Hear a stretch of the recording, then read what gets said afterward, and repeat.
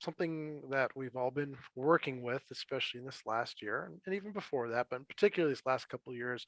And that's listening and watching the news.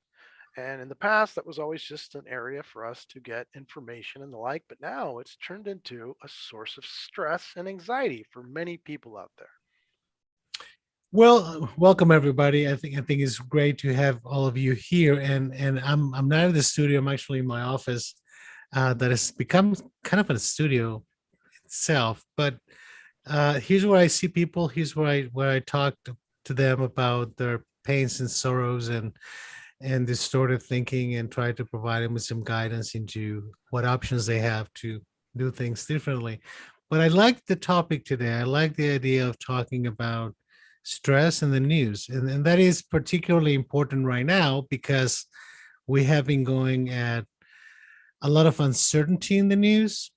And I think that we have kind of outgrown our ability to adapt to the speed, and how deep the news are and how short the news cycles are. You know, and again, I feel like my father. I feel like an old man now that is talking about these things, and my kids make a lot of fun of me because of this. But I keep talking about the past and how the delivery of the news has evolved, right?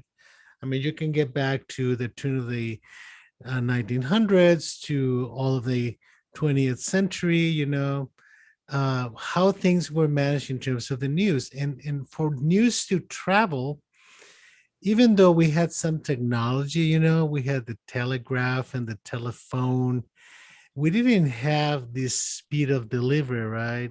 So the news had to be digested, the news had to be listened to. And sometimes we like to say that there's an ulterior motive in the news, right? And the ulterior motive is for people to buy stuff. I mean, that's what it comes down to. From the beginning of time till now, is I'm going to give you something for free, which is information, but you're going to buy something from me in return. And that continues to be the same premise. It's just that nowadays things are moving so fast that you're actually not able to digest anything, right? You're being bombarded with so many sources that you end up feeling helpless, right? You end up feeling that there's nothing I can do about this. I have my phone and I have messages and I have like 20,000 alerts that tell me when, I don't know, the president smile. Okay. I mean, those kinds of things, right? So people feel stressed, and that is the problem. The problem is twofold. One is people who don't have stress problems who become stressed, and people who have difficulty dealing with stress becoming stressed. Mm. And those are kind of two different sides, right? But the reality is that the code word is stress, meaning something happens to you not only psychologically because of the overwhelming amount of information, but also biologically because our ability to adapt to stress is innate, is ingrained in our genetics, right? We have to be able to respond to stress because we have to protect ourselves. But when we are constantly feeling like we're being attacked and we're reacting the same way as if we're being attacked, that's problematic and that causes pretty serious consequences, both biologically and psychologically, right? So why does one take data, which it basically is, and have such a visceral reaction or reaction that I'm being attacked with this information instead of being informed? Well, at a very basic level, it is because we have we're provided with a lot of uncertainty. We humans are hardwired to not handle uncertainty very well. And that is because we have some basic needs. We have the need to be safe. We have the need to have food. We have the need to have water, right? So, in the most primitive way, when food and water becomes scarce, we become afraid. Mm. Not to say that we can be eaten by another animal that is also looking for water and food, right? So, so that basic principle remains, right? So whenever we're giving a lot of uncertainty and is expanded by the fact that we're getting a lot of information, and then worsened by the fact that we don't get news anymore. We get opinions, Yes. right? So now you have to become part of a cult to some degree of agreeing or not agreeing with an opinion versus processing the data into your own opinion, right? So we have become consumers of opinions, not of information, right? We don't even take the time to listen to the news and make up our own assessment based on our own experience, our own knowledge of the world, and our own needs, right? So we end up getting into the cult of opinion, and then we have to become defenders of the opinion, right? Mhm. So that I mean, if you follow the sequence, it becomes terribly stressful.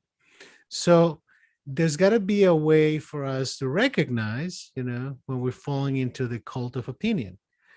Because the first question really we have to ask is, how is this good for me? Right? I mean, forget, am I right or wrong? Who's right and who's wrong? What are we going to do about it? What is the motivation to change? Blah, blah, blah. We have to be able to ask ourselves as human beings of good value, how is this good for me? Right?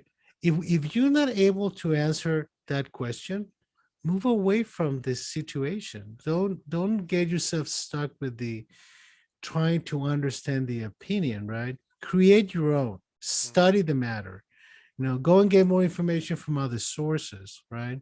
And then But everything question those is sources as well. exactly so, everything is so instantaneous now that we don't process, we just react, right? So we don't allow ourselves the luxury of attention. Attention used to be a need. Now it has become a luxury. Nobody pays attention to anything. you know I mean, I see it in social media a lot, TikTok and Instagram and this place and that place. They only allow you so much time, right? And the people who investigate these things, they can tell you to a millisecond, what is the attention span of the people who are looking at these things, right? It's minimal, right? It's like we just become judges of what gives us pleasure, right? But we don't allow ourselves the time to explore, right? And we need to get back to that, because what we have found, after COVID is that this has become particularly stressful to the not necessarily the baby boomers, right? Because we have lived with uncertainty for a very long time, but very stressful for Generation X and Z, and the newer generations who have become accustomed to immediate problem solving, Mhm. right? The whole situation has been tremendously stressful for them, and that creates a lot of problems. It creates a lot of problems for adults, and it creates a lot of problems for children. Yeah, it seems that everything now is getting boiled down to a yes or no, or a black or white, or a this or that, instead of the reality that most issues are a little bit more complex, and there's gradations in between them, and we're being forced to choose one side or the other. It's like everything's binary. It's either a zero or one, no matter what. And it seems to, because of that news cycle, like you said, we're responding, we're defending our own paradigms, instead of actually using that information to Yes. re-examine our opinions. So how does one manage? Again, you said there are a cult of opinion. If you're only getting data from one specific source. Well, I think, let me, before I go to the specific source, because we have opinions in basically two sides now in this country, in the United States, and in parts of the world. You know, we need to understand one very basic principle. 99% of everything you hear in any news or opinion channel, right? Whether it's TV, cable, whether it's the internet, 99% is bad news. Okay. So let's start from that premise, right? It's not like we have this balance of of goodness and badness, and that provides us with guidance into how to split things. It's always a bad news that have to be solved, right? And that, by the way, you must have an opinion about it. Mm, You can't say, that doesn't affect me, so I really don't get much into it, right? I'm gonna go and watch sports. I don't know. It is like it's like a bad drug, right? You get addicted to it. And I can tell you many times my patients and people that I know told me I had to learn to turn it off mm. because I was getting home and the first thing I wanted to do is to listen to the bad news. That sounds kind of masochistic, right?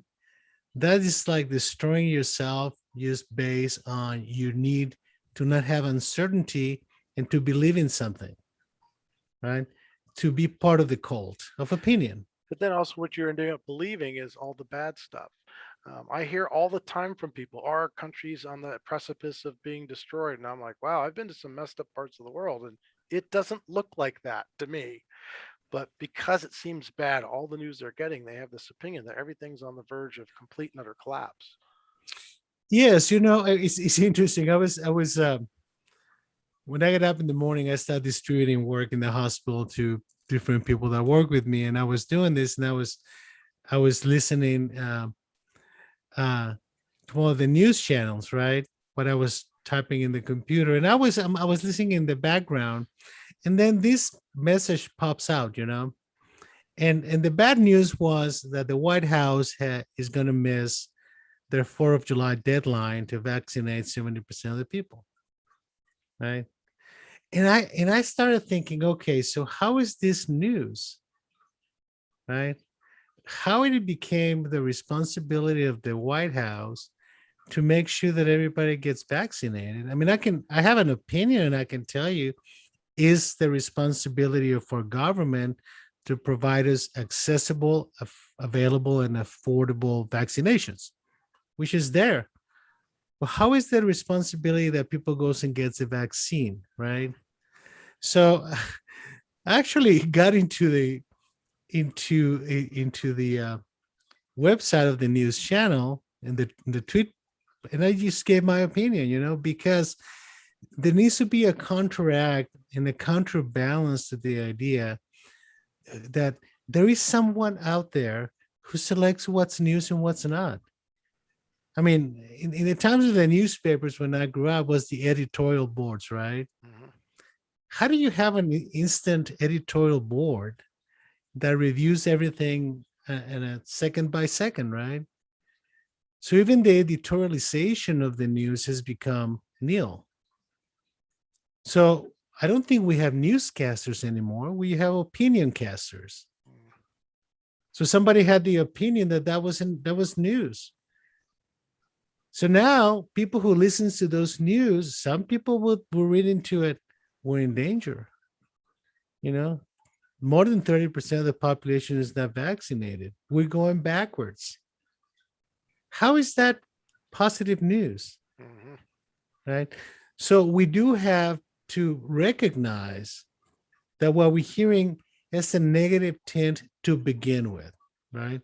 Now, the problem is that when people hear negative news, people will start worrying about other things besides the negative news because they start taking it into the general uncertainty of my life, right? And how is this going to be negative to me? And now I had to worry about other things, Is the I don't know, we're going to have another mortgage crisis, the stock market is going to collapse, gasoline is going to go to five. I mean, all kinds of stuff that there's no correlation to. Mm-hmm. But negative thoughts generate, I mean, negative news generate negative thoughts, and people tend to worry more, right? And then that driving down to a binary choice of everything, it's either for or against or with or without. Um, it seems to simplify, but really it makes you to go to one extreme or the other. Well, you see, but the problem with the polarization of information, right, that creates a cult of opinion is that you have to become part of the cult And now you are responsible now for transmitting the cult so you can feel that there's companion, right? That you have somebody who is like you. The problem is that there's no communication between the sides. And that I think that basically describes the state of our politics, nowadays, is that there is no there is no middle ground of understanding. It's all about who's right and who's wrong. Yeah, it's becoming a zero sum game instead of in the past. It's something that's a collaborative and cooperative, hopefully, effort in order to achieve a specific goal. It's either one side or the other, no matter what. So then, what is the I guess the solution for somebody, anybody, just general person, watching the news to find a way to watch it and feel somewhat at peace? Well, let me tell you one other thing about the news and in the negative sense, and is that when you have negative when you have negative news, it is known that people tend to get sadder. There is more sadness in the life of people. So that's something we have to keep an eye on, especially with vulnerable people. But how we have to recognize first that we're getting irritated, that we're getting some difficulty sleeping, that we get angry with other people when we're watching the news. Somebody a long time ago defined this as the headline stress disorder, right? That There's you, actually a term for it. Wow. what is not a psychiatric term, but somebody, a psychologist, a long time ago decided to label it that.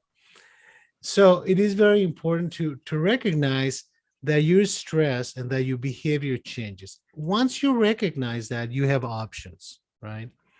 And the option number one, okay, is that being control of the things that you're in control of, right? A very basic concept, meaning when you feel anxious and afraid because you're engaged in a lot of negative cult opinion, you have the option of not watching the news. I mean, it sounds kind of silly. You don't like the song, turn it off, right? As they used to say. Exactly. Yeah. So the first you have to acknowledge, right? You have to have the knowledge of stress that is coming from a specific thing. And to understand that you don't control what they say, you don't control how they say it, you don't control their opinion, but you control your listening. And that is the biggest tool you have. The thing is, okay, so if you acknowledge it, and take a break from that, then you have to replace it with something else, right? There's got to be a process by you, because you're going to feel a sense of loss. I mean, it sounds kind of like masochistic loss, but you're losing something that is hurting you, but that you felt a need for. And we see that a lot in drug addiction, right? I mean, letting go of the drugs is a painful process, even though rationally they're bad for you. Okay, they were giving you something. So the bad news are giving you something that you're going to start letting go of, right? So you have to pull back and start educating yourself about those topics, right? So reading, this may sound kind of so backwards, doing a little bit of reading might be a good thing. Now, if you like to read on your tablet or your computer, turn off the messaging, Mhm. especially if you have alerts, on the computer, the phone, or your tablet that says, you know, the president smiled again. And you want to know why the president smiled. They're telling you that because probably something bad happened, right? So you have to resist the temptation of going for more pain, right? Let the drug go. We go to the withdrawal symptoms, right? And you're going to find some difficulty um, understanding how to go about replacing that thing that you had that was giving something to your life, even though it was something negative. And that's not an easy thing to do. You have to train yourself. Get out of the house if the weather is good. Take a walk. Go and play with the dog. Talk to your wife or your kids or your significant other. You know, do something that is different and start practicing it. If you find it difficult, well, do it 3 times a week, and the other 2 days you get into your pain situation, right? With your news and your opinion. But you need to understand that the news and the opinions in the news are not more important than you, and that you only control what you do. You don't control what they do, right? You don't control what they say. Okay? So we need to re-educate ourselves. I mean, it's become so prevalent that the news and the opinion that you get from the news has become like an only source of education. Mm, And that's pretty sad, right? Because it doesn't matter what you learn in school, it doesn't matter what you learn in history and geography, and humanities and all the stuff you did. It doesn't matter if for 5 seconds somebody gives an opinion and you forgot everything you knew. mm. Turns into a belief system. Exactly. Moves away from rationality into cult. And And that's a those pretty negative one. and those little reminders you said, the things that pop up, it's really info baiting, right? To pull you back in. Of course. Of course. I mean, now we have known this forever, right? I mean, advertising is based on baiting you so you can buy a product, right? We all fall into that.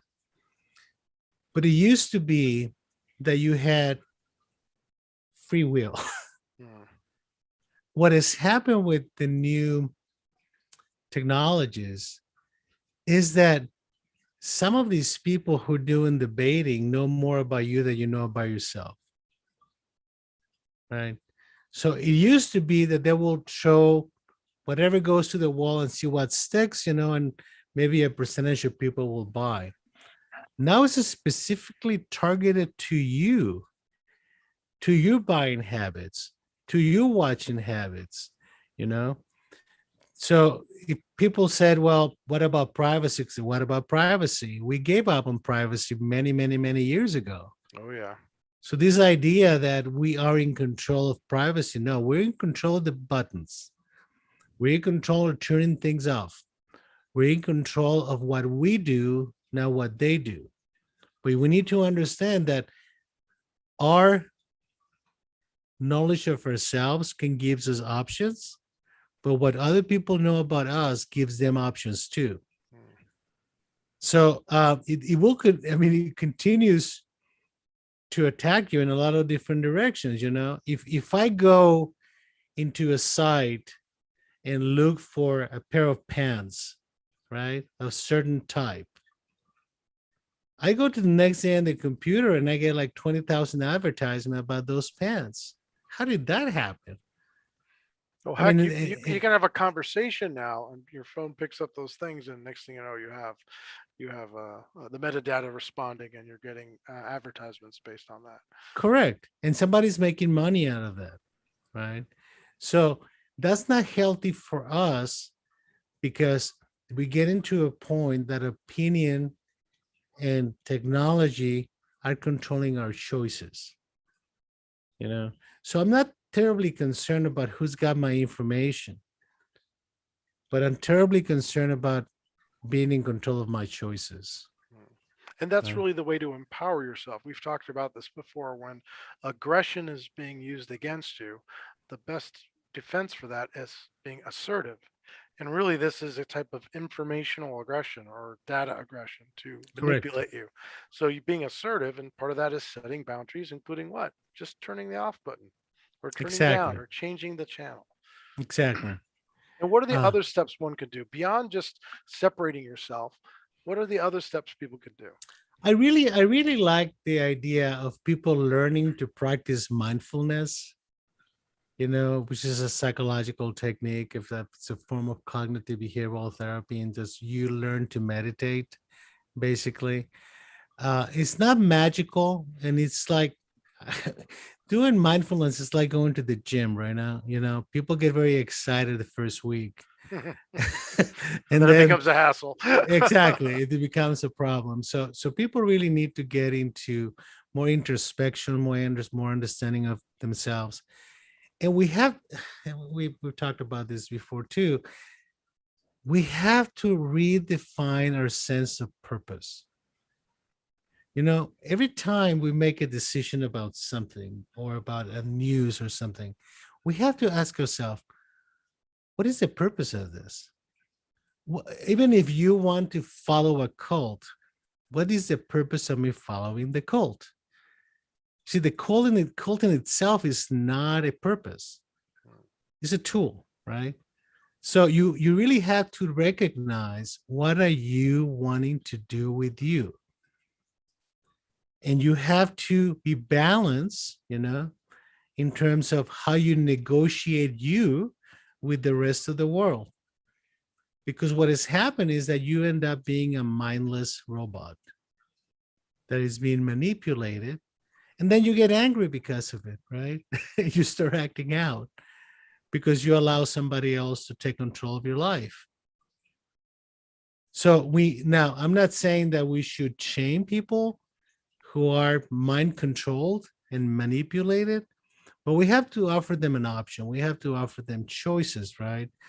And talking and communicating, I think, is the best way of dealing with this. The other thing is important with the news is that don't argue with people in your house about the news. If you want to have a good, deep seated discussion about a topic, make sure that you're not becoming the translator of the news for the rest of the family, and that you're imposing your opinion on them. And then you get upset because they don't agree with you, right? So that's another area where I think is becoming terribly problematic. And it's not only with the news, but society in general, is that that's what universities were supposed to be built for, right? To universally discuss everything, right?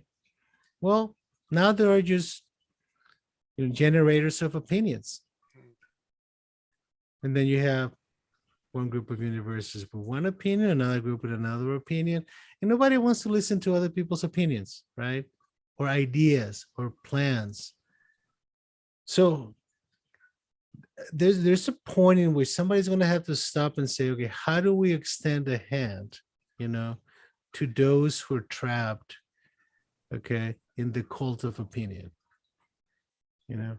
And we need to start by more education to people, especially younger people, about not falling into the trap of the cult of opinion, to be individuals with their own minds, their own affects, and their own defects, right? And their own wishes and hopes and plans, and their own control of their own lives, right? And we're losing that. That's what this is the most, I think, the most scary part. And again, I see the worst of it because I get to see the LGBTQ kids who are committing suicide or attempting suicide. The autistic kids are problematic, the kids with anxiety. That is an issue, right? That we need to not only help society be more understanding and empathic to the suffering of others, being more willing to extend a hand, and being more willing to accept differences, right? And I'm not talking about race, I'm not talking about gender, I'm just talking about any difference. Differences of opinion and the like. But doesn't that start with the individual again recognizing that the fact that maybe in a cult of that sort, pulling themselves out of that, using their critical thinking skills, and then being open to new data, new information, in particular ones that challenge your current paradigm, but without being personally offended or angered by it. The science of how do we convince other people that they're being irrational is interesting, but it's not an easy task, right? Um, because you have to, I mean, getting people out of the cultish behavior, and beliefs, it's a very lengthy process. And unfortunately, in the history of cults, something catastrophic has usually happened for people to start realizing, most young people don't remember Johnstown, Mhm. you know, where there was a massive homicide suicide thing going on, back in the day. People don't remember the 12 people. I think it was 12 people who killed themselves waiting for the Yeah, in San extraterrestrial Diego. in San Yep. Diego. Hey, Hale Bopp comment. You know, Exactly, exactly. So now this has, I mean, that those were unusual things at the time. Now we have a massive situation, right? So how do we go about extending our hand and our empathy in our ears to listen, right? Empathically. We don't have to agree, but we can hear and we can understand what other people come from, right? But everything has become based on the opinion news. You have to hate each other, mm, you know. And I have always said I don't have to hate anybody because I can only hate the people that I have loved. You see, hate is a very passionate feeling, right? So for people to get into hating someone without having loved them is a lot of irrationality. Right? I mean, in my business, we don't talk about, you know, uh, societal delusions, right? Because we don't deal with society delusions, we deal with individuals. But the reality is that rationality needs to be the goal, mm. and it has to be based on facts and not on ideas, right? And people have to be willing to respect rational facts because if the only option to protect yourself is by getting deeper into the cult, that's not going to end that well for you. So again, the original question, what's in it for you? And some people will say, well, I feel safe in my bubble, and that is fine. I will respect that, but I would hope that they would respect me not being in the bubble. Mm. Right? And that's where problems become intense. Yeah, it seems it's almost less than being into a cult. It's the animosity toward the other cults. Really, that's being fueled, and that you said that opposite of love and hate. That's where a lot of families now, based on those different belief systems, are giving into something very difficult. Instead of letting their love for one another and their feelings for one another transcend some of those differences. Yeah, but you see, that's this is gonna sound offensive, but that's a very primitive, childish way of looking at the world. Ah, You know, it's my dad's gun is bigger than your dad's gun. mm-hmm. Okay. So what? I mean, that's what kids do, It is. right? So my dad's stronger than your dad. Okay. So I don't want to have a conversation of strength, you know, but I do want to know what is the purpose of you saying that? What are you hoping to accomplish by telling me that your dad's stronger than mine? What's in it for you? Intimidation, fear, you know, some people will say respect. That's childish, right? So essentially, the news is bringing us back to a childlike state in our behaviors and responses to it. Absolutely. It's the most regressive psychological process that you can think of. So it sounds like we all need to step up, put our big boy pants on, uh, and really know, Yes, right? And really analyze what's going on. Be accepting of others people's opinions, being understanding if we are being sucked into that cult of information and opinion, and to basically stand as we're supposed to as individuals, and absolutely. have that the fortitude to do that, as well as the empathy to stand with others who may not completely agree with you. Exactly. And again, this is not new. You know, we've seen this in religions fighting with each other for the last 10,000 years. I don't know. Right. I mean, it's the same process. It's just that it's on steroids now. Well, it's universal. Everyone has access to the information, Exactly. as opposed to before when Gutenberg's Bible was the first start in disseminating information on a mass scale. Now it's almost unavoidable, the information. So dodging Yeah. those information bullets and the information war may be the first step. Again, empathy and Yeah. understanding, and And moving on. before I go, sometimes you need to think of listening to opinion news as being close to a fire, right? And you had to think, I need to move myself away from that because I'm getting burned. So it's like a house on fire. So just pull back a little bit, look for the water, look for the cool stuff. Yeah. And the cool stuff may be closer than you think. Yeah. So maybe the first piece of advice to the listeners out there, if you are feeling stressed and anxious about the news, is to take a little vacation. Absolutely. Turn off the devices. Don't Yeah. watch it. Give yourself 24 hours or however long. Stay away and be aware of how that's making you feel, how that's changing your behavior and your opinions and your feelings and how you're interacting with others. And just to be very conscious of that.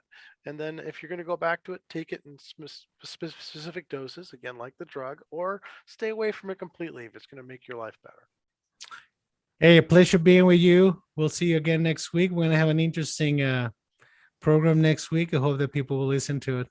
Yes, if we do this right, we're going to have a guest, one of our first guests to talk about, in particular, LGBT community in particular, a gentleman who has a family that is has those issues in it, and how he approached that being a pastor of the Christian faith, and how he decided to put love, as you say, or settle for love, or put love above everything, and then work the rest of it from that point of view. Once again, we appreciate you, Doctor, giving us your information. Everybody joining us live, please make sure to like, subscribe, and share. And we'll see you again next week See on you the next Omega. week. Take care.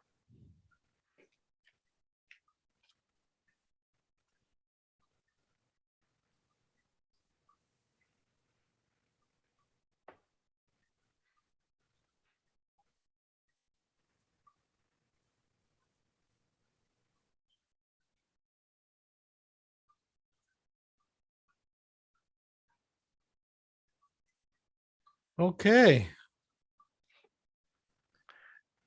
We could really, all these topics can be